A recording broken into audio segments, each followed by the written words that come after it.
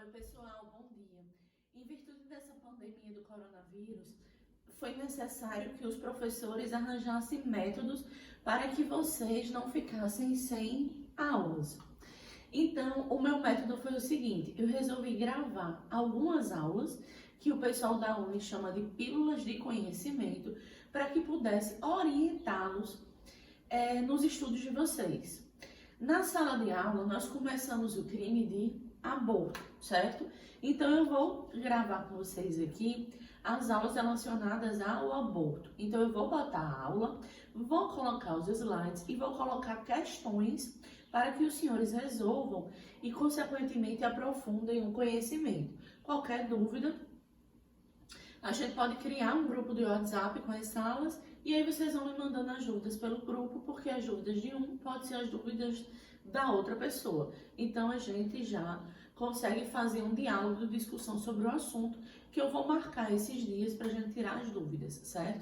Eu vou estar apresentando um cronograma no sistema e nesse cronograma eu vou apresentar os dias onde a gente vai se reunir nesse grupo de WhatsApp, que eu vou pedir para os líderes criarem, e discutindo a respeito daquele assunto específico, tudo bem? Então vamos lá. A gente já viu em sala que o aborto é um crime que é uma exceção à regra monista do direito penal. O que é que diz a regra monista? Que todos aqueles que se reunirem para praticarem um determinado crime vão responder com base no mesmo artigo. Por exemplo, se eu, Sérgio e Patrícia, nós três nos reunirmos para matar a Vitória, então nós três responderemos pelo crime de homicídio. Não obstante, eu tenha sido autora intelectual, Sérgio tenha sido o executor e Patrícia, ela só tenha induzido ou instigado a essa ideia. Nós três juntos vamos responder apenas pelo crime de homicídio. E essa é a regra do direito penal brasileiro, que é a teoria monista. Como eu falei para vocês em sala, o crime de aborto é uma exceção pluralista à teoria monista. O que significa isso? Que a mulher grávida que fizer o aborto nela ou consentir que outro o faça, responde com base no artigo 124, certo? Que é provocar aborto em si mesma ou consentir que outrem o provoque. Então, eu disse para os senhores que no artigo 124 só pode ser autora a mulher gestante, certo? Que resolva fazer o aborto ou consentir que outro provoque o aborto nela, certo? Já o terceiro que pratica o aborto nela com o seu consentimento não vai responder pelo 124, vai responder com base no artigo 126, que é o quê? Provocar o aborto com o consentimento da gestante. Tudo bem, senhores?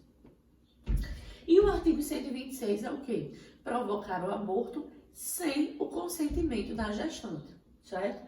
Então, assim, como em algumas salas a gente já aprofundou essa discussão e em outras não, eu vou retomar o assunto analisando cada um dos artigos, certo? Vamos lá. O artigo, senhores, 124 especificamente, ele fala do aborto provocado pela gestante, certo? Que, como eu acabei de falar, responde por esse artigo a gestante que pratica diretamente o aborto ou quando ela consente que a terceira pessoa pratique esse aborto. E aí a primeira pergunta que eu faço para os senhores: quem é a vítima desse crime? É o feto ou é o Estado? Por que a minha pergunta? Porque existe uma discussão se o feto, ele teria direito ou ele teria personalidade jurídica para ser sujeito de direitos. Por quê? Porque o direito civil, como a gente analisou em sala, ele diz o seguinte, que a lei põe a salvo desde a concepção os direitos do nascituro. No entanto, ele só adquire personalidade jurídica do nascimento com vida. Deixa eu dizer uma coisa para vocês aqui. Se a gente fosse considerar uma das teorias, o direito penal, ele aceitaria a teoria o quê? Concepcionista. Por quê? Por conta dessa primeira parte do artigo. O direito põe a salvo desde a concepção os direitos do nascituro. Por quê, senhores? Porque o direito precipo que cada ser humano tem é o quê? O direito à vida. Senhores, a partir da fecundação, já existe o direito à vida, que nesse caso do feto vai ser o direito de nascer.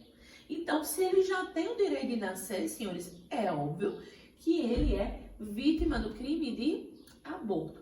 Ah, professora, qual é a importância disso? Vou dizer para vocês. A importância disso é que, se tivermos uma gravidez de gêmeos, por exemplo, vão ser 2 sujeitos passivos, certo? Os 2 fetos que tinham o direito de nascer e que não nasceram, porque houve um aborto, vão ser 2 sujeitos passivos, consequentemente 2 crimes de aborto em concurso formal de delito. No entanto, se a gente considerar que o sujeito passivo é o Estado, pode ter 3, 4, 5 fetos, não importa, seria um crime único de aborto, certo? Então, isso tem sim uma importância prática. Com base nisso, deixa eu fazer uma pergunta para os senhores. Já que o aborto é crime, como é que fica a questão da pílula do dia seguinte no Brasil? A pílula do dia seguinte é considerada abortiva ou não? E aí eu já respondo. No Brasil, só é considerado o crime de aborto a partir do momento da fecundação, que é quando o óvulo se liga ao espermatozoide e há a fecundação junto às paredes do útero, que é a fixação desse ovo nas paredes do útero. E o que é que a pílula do dia seguinte faz? Ela impede essa fecundação. Ela impede justamente que haja essa junção do espermatozoide com o óvulo, com a consequente fixação na parede do útero. Consequentemente, a pílula do dia seguinte não é considerada abortiva no Brasil, justamente porque ela impede a fecundação. E se não chega à fase de fecundação, então não se considera a questão do aborto. Tudo bem? Pessoal, para se configurar o crime de aborto praticado pela gestante, é necessário que ela haja com dolo. Por que eu estou dizendo isso? Porque pode ser que a gestante, por algum motivo, ela pratique alguma conduta culposa na ingestão de algum alimento ou na realização de alguma atividade que ela não sabia que era uma conduta abortiva. Nesse caso, senhores, não dá para considerar que ela abortou. Então, assim, a primeira coisa que vai ter que se analisar dentro de uma situação de expulsão preliminar do feto, sem vida, obviamente, vai ser se a conduta da gestante foi uma conduta dolosa ou se foi culposa. Porque no Brasil, ele só pune o aborto doloso e criminoso. Obviamente, se foi uma conduta culposa ou se foi uma conduta decorrente de uma malformação que expulsou normalmente o feto, interrompendo a gestação, então, obviamente, a gestante não pode ser punida. Tudo bem, senhores? E aí a pergunta, eu falei que tem que ser conduta dolosa, mas admite o dolo eventual ou não? E já tem a resposta sim. E eu já botei até um exemplo. Senhores, se uma mulher gestante, ela tenta se matar, ela não consegue se matar, mas devido à substância que ela ingeriu, por exemplo, ela interrompeu a gestação dela, colocando fim ao produto da concepção, ela pode responder sim por aborto com dolo eventual. Então, sim, é possível o dolo eventual no crime de aborto praticado pela gestante no Brasil, certo? Como é que se dá essa consumação do crime de aborto? Senhores, a consumação do crime de aborto se dá, como o próprio conceito do crime de aborto fala, com a interrupção da gravidez, destruindo o produto da concepção. Então, de fato, para que haja a consumação do crime de aborto, é necessário que o feto, ele assim, não nasça, certo? É necessário que haja a destruição desse produto da concepção. Mas deixa eu fazer uma pergunta para vocês. Vamos supor que Joaquina, ela está grávida. e ela vem a ingerir uma determinada substância abortiva quando ela está com 8 meses de gestação, certo? Então, nasceu Joaquinzinho. Então, Joaquina, ela tomou um remédio abortivo quando estava com 8 meses de gestação. E Joaquinzinho, ele nasceu. Joaquinzinho nasceu. Ficou 2 dias na UTI pediátrica, mas Joaquinzinho, ele faleceu em virtude do remédio que Joaquina tomou enquanto estava grávida. E aí eu pergunto aos senhores, Joaquina responde pelo crime de aborto ou Joaquina responde pelo crime de homicídio, já que Joaquinzinho morreu quando já era vida extrauterina? E aí, pessoal? Qual é a resposta? Joaquina responde por aborto ou Joaquina responde por homicídio? E a resposta? Aborto. Por que Joaquina responde por aborto, senhores? Porque no Brasil prevalece o que a gente chama de teoria da atividade quanto ao tempo do crime. Isso significa o quê? Que o que a gente tem que considerar, senhores, para a prática do crime é a ação, o momento da ação ou da omissão, ainda que outro seja o tempo do seu resultado.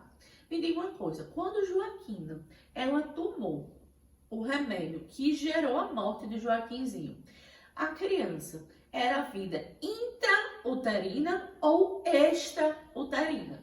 Se a gente considerar que era vida intrauterina, senhores, tudo que acontece enquanto vida intrauterina, que leva à interrupção da gestação, que leva à morte do feto, é considerado aborto. E tudo que acontece enquanto vida extrauterina, nós temos 3 outros crimes que a gente já viu. Crime de homicídio, ou infanticídio, ou induzimento, instigação e auxílio ao suicídio. Então, pessoal, não importa se a criança morreu dentro ou fora do útero materno. O que importa é que a causa da morte tenha sido gerada enquanto vida intrauterina. É por isso que Joaquina vai responder por aborto e não por homicídio, certo? Pessoal, eu até coloquei aqui, pouco importa se a morte ocorreu dentro ou fora do organismo materno. Admite-se tentativa para o crime de aborto? Sim, sem nenhuma discussão, nem discuto. Por quê? Se a mãe ela tentar abortar ou alguém der um remédio para fazer com que essa mulher aborte, só que não houver a destruição do produto da concepção, estamos na modalidade de tentativa de aborto. Pessoal, eu vou interromper esse primeiro vídeo aqui, porque o pessoal sugeriu que nós fizéssemos vídeos curtos, certo? Então eu vou parar e daqui a pouco eu começo outro vídeo continuando o assunto, tá bom? Espero que esteja ficando claro e que os senhores estejam conseguindo entender.